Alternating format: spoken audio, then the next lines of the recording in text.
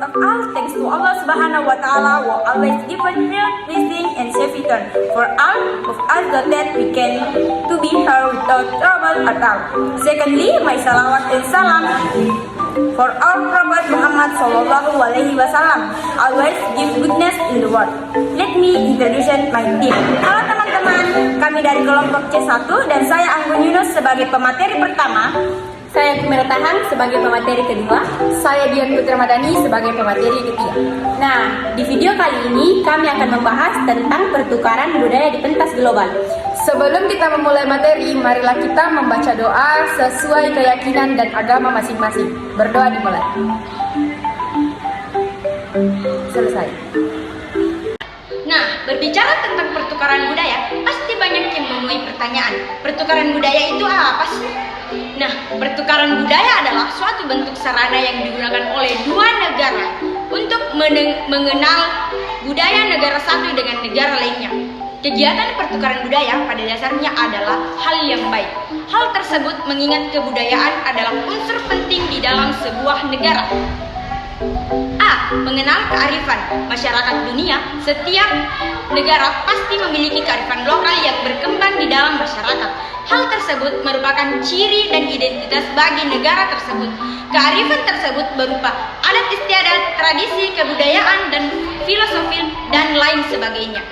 Nah, kita ambil contohnya kearifan lokal pada masyarakat di dunia.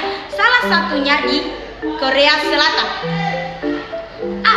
Bahasa Korea Selatan. Orang Korea berbagai satu bahasa dengan sekitar 70 juta orang di seluruh dunia berbicara bahasa Korea. Struktur bahasa, tata bahasa dengan dan kosakata mirip dengan bahasa Jepang.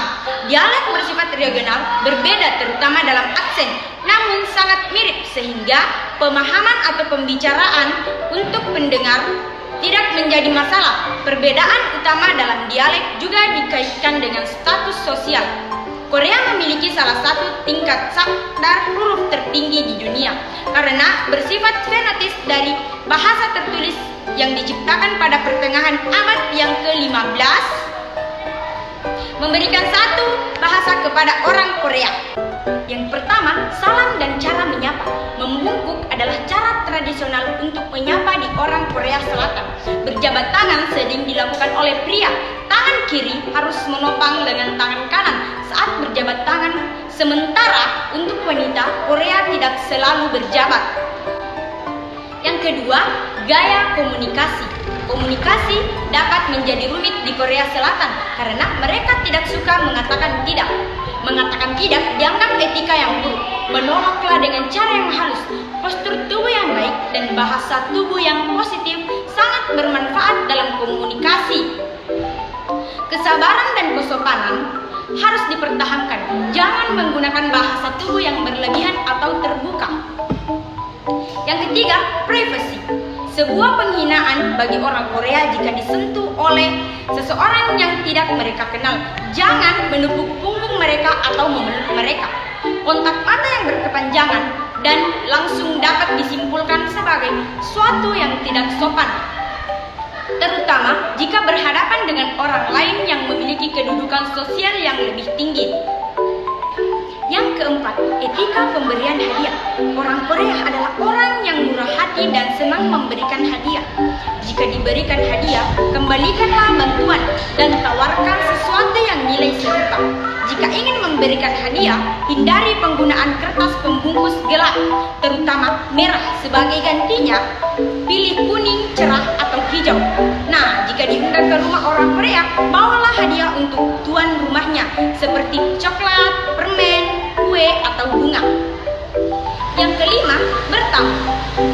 Jika bertamu ke rumah orang Korea, selalu lepaskan sepatu sebelum memasuki rumah orang.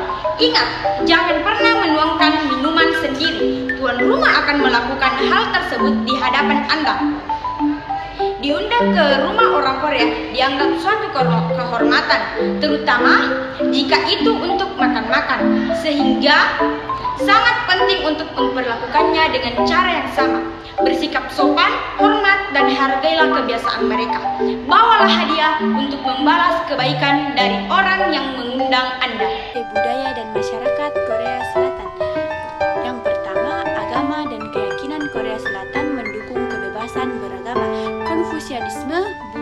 dan Kristen adalah agama formal utama. Banyak orang Korea percaya pada roh leluhur dan mengamati ritual. Yang kedua, perayaan besar. Ada 2 hari libur nasional utama di Korea, yaitu Hari Tahun Baru bulan purnama kedua setelah titik balik matahari di musim dingin, dan Chuseok bulan purnama ke-8. Perayaan untuk festival ini dirayakan di sekitar leluhur dan keluarga. Nah, yang ketiga, keluarga merupakan bagian integral dari kebiasaan dan kehidupan di Korea Selatan. Pernikahan yang diatur adalah hal biasa. Pernikahan dianggap sebagai ritual peralihan. Perceraian jarang terjadi tetapi menjadi lebih umum. Dalam beberapa tahun terakhir silsilah leluhur ada di mana-mana. Secara tradisional, putra tertua mewarisi seluruh harta keluarga.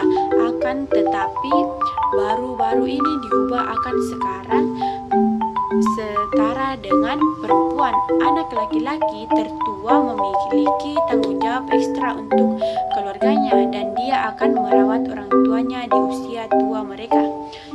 Nah, 4 yaitu kuliner. Masakan Korea didasarkan pada nasi, sayuran, dan daging. Kimchi adalah hidangan nasional. Kimchi terbuat dari berbagai sayuran yang kemudian difermentasi dan dapat disimpan untuk waktu yang cukup lama. Nah, yang kedua, bentuk pertukaran budaya Indonesia dengan negara lain.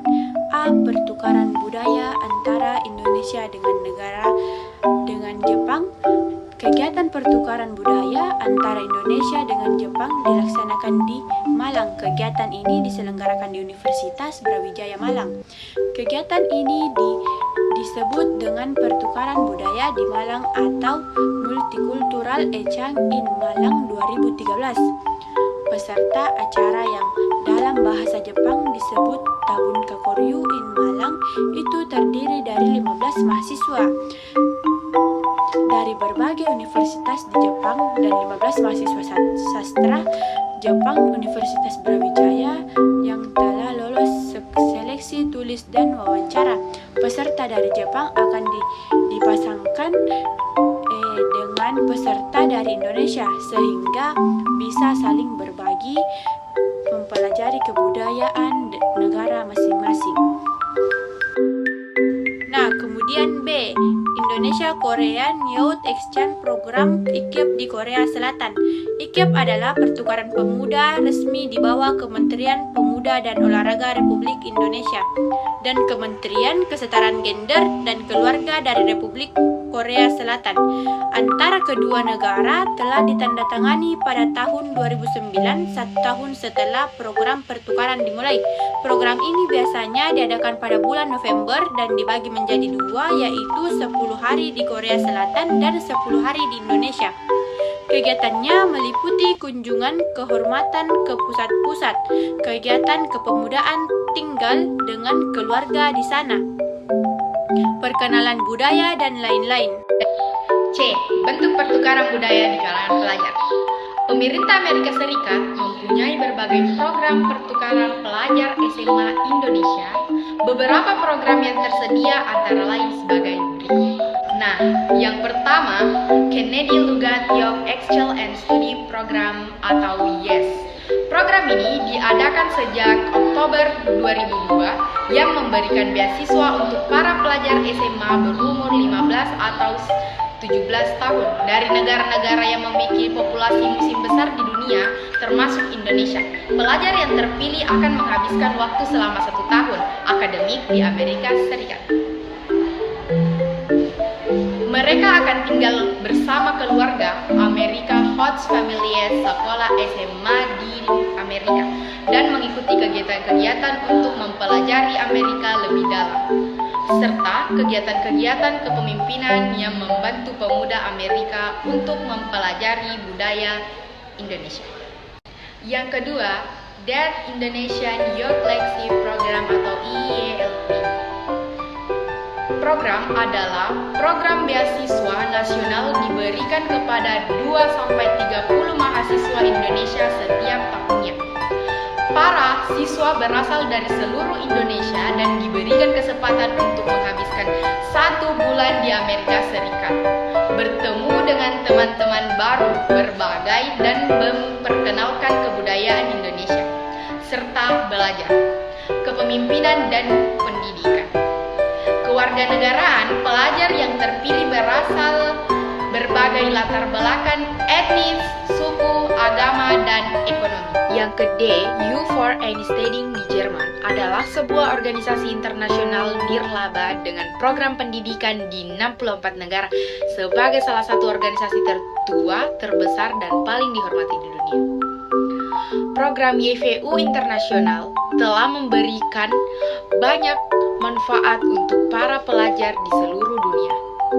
Program YEAR PY merupakan program high school, program 1 tahun pembelajaran periode 2015 sampai dengan 2016. YVU Indonesia dapat mengirim pelajar Indonesia ke negara seperti Amerika Serikat, Jerman, Belanda, Perancis, Australia, Indonesia musim Eklik program di Australia. Program ini dikhususkan untuk pemuda-pemudi Muslim Indonesia. Dalam acara ini, pemuda-pemudi Muslim Indonesia akan mewakili Indonesia di Australia dan belajar lebih lanjut tentang multikultural in Australia. Program ini merupakan kesempatan bagus bagi Indonesia untuk mempromosikan toleransi, kerjasama, dan penghormatan mutual. Sekian dari materi kami, itu saja yang bisa kami sampaikan. Jika ada kesalahan, mohon dimaafkan. Wabillahi taufiq wal hidayah. Wassalamualaikum warahmatullahi wabarakatuh.